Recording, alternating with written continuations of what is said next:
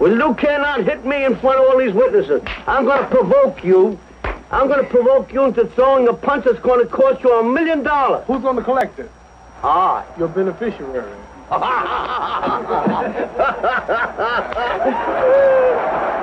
Even considering my layoff, do you think I can whip Joe Frazier? Well, since your style of fighting is dependent on split-second timing, speed, coordination, as well as power, your reflexes will have suffered because of inactivity of 3 years.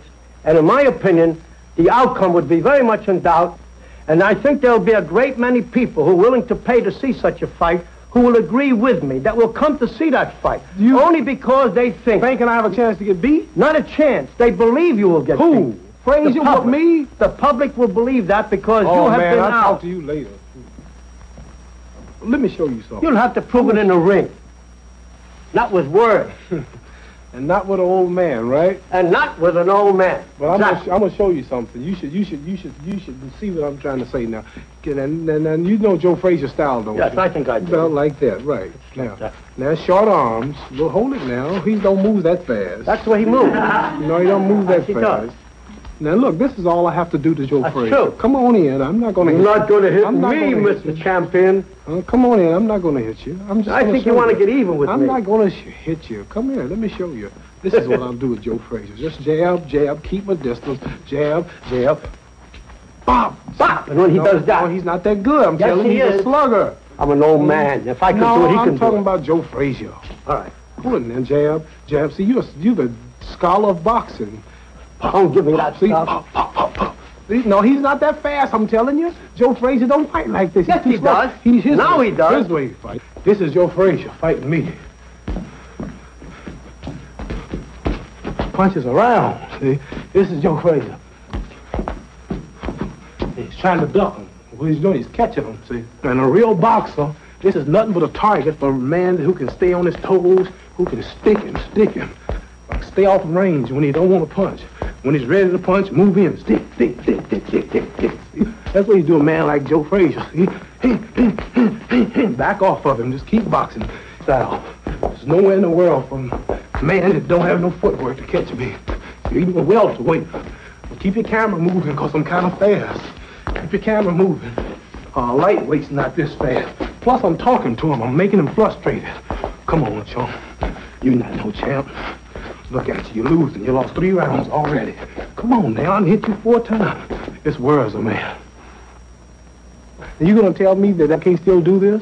Well, you'll have to prove that in the ring. People talk. I mean, just when you discuss boxing, I know you're a dignified, conservative, aristocratic man. You look like a principal, a school teacher, politician. You don't look like a fight manager. This is the image you have. But when you're discussing boxing or anything, I mean, you don't have to be so dignified with it. You don't have to have that necktie on or sitting beside a desk or with a necktie or something or a cigar in your mouth. I mean, this is what the people want to hear.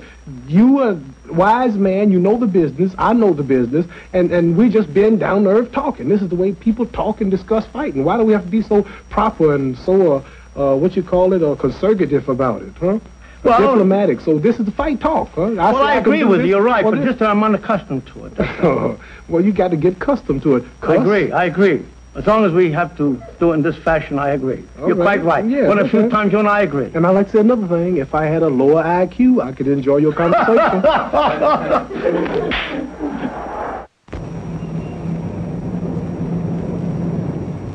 In September of 1970, after 3.5 years out of the ring as a result of his refusal to join the army, Muhammad was finally given a license to box an exhibition in Atlanta, Georgia.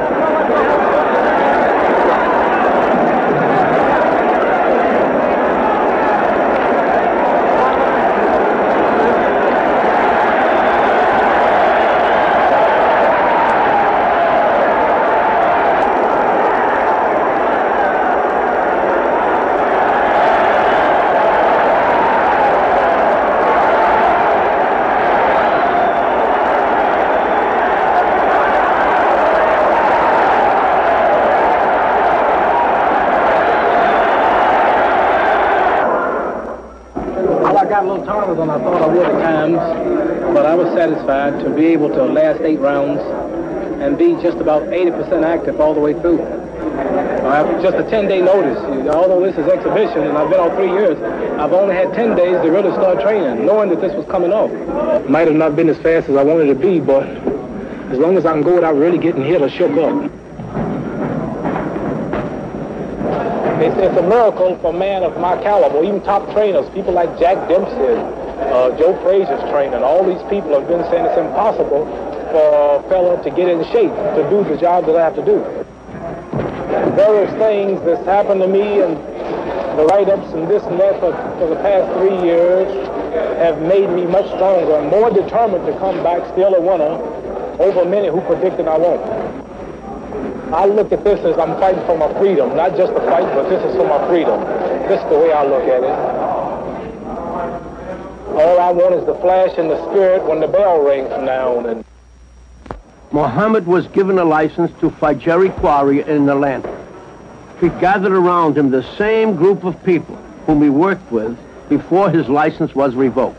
Bodine has been with me ever since I fought Doug Jones, and he's a lot of inspiration. In a fight, you can have 40,000 people hollering at the top of their voices in an exciting, thrilling moment, and over all those people, you can hear Bodine. Keep dancing, champ. You looking good, champ. Dance, dance, champ. And he originated the saying, float like a butterfly and sting like a bee. I want you to just meet Bodine just for a minute. Come here, Bodine. He's in the studio here. This is Bodine. Bodine, let's give him that little saying we used to say before each fight, you know. Float like a butterfly and sting like a bee. Ah, rumble, young man, rumble. Ah, that's Bodine. And he originated that saying, which made people angry. They said the big mouth needs a good whooping. And the night I fought Sonny Liston, I heard a few Southerners at ringside saying, Sonny, knock that nigger out. The nigger talks too much. And we laughed, didn't we? Because his seat cost $250. Though I have a great deal of respect for his athletic abilities, tremendous unusual coordination.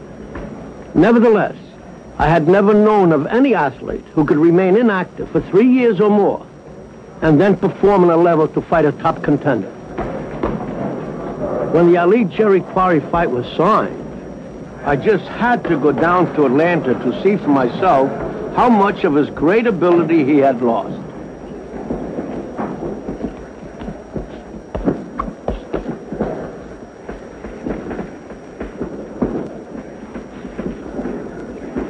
It's pretty evident that Muhammad anticipates this fight, knows him very well, evidently, and does anticipate. The funny bit about this kid is you never know in the gymnasium because you can't. I know. He never does the same thing in the gym he does in the fight. Well, that's true generally, but all he does is look to get sharp. And he makes these guys make mistakes and see how he would be in a certain type of situation. Yeah, how he would take advantage. That's right. Yes, I understand that. But the thing that bothers me about him is this. Too frequently, whether he's putting on or not, too frequently he's been taking solid punches with a consistency that's bothering me. It bothers me. Well, I don't blame it bother you. It bothers me also. But this has been this kid from the go. And not as many times as this, because I have seen him before. And I have seen him take punches yesterday, for example, with a consistency that was really bothering me, because this is a fellow who, while he may take punches, he doesn't like to take these kind of punches, not solid punches, to the head, to the body. Now, I can see perfectly. You know what the answer he gave me, Gus? This is one individual you never figure out. He says, I want to see how it feels to get hit some punches because I haven't been hit in 3.5 years.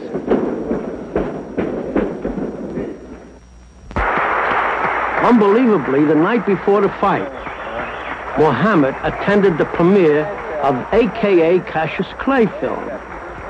This was very surprising to me because normally they're home resting or sleeping and getting ready to build up energy. But I guess it was a form of release for him and relaxation, because he loves to watch himself and hear himself. We all do, too. Muhammad, how did you like that? It was a good picture. But what do you mean Joe Louis can whoop me? What's all this stuff about Joe Louis whooping me? Listen, I don't want to keep you up, but I want to say thanks a million for coming down. You're going to bring me that film tomorrow, that Jack Johnson.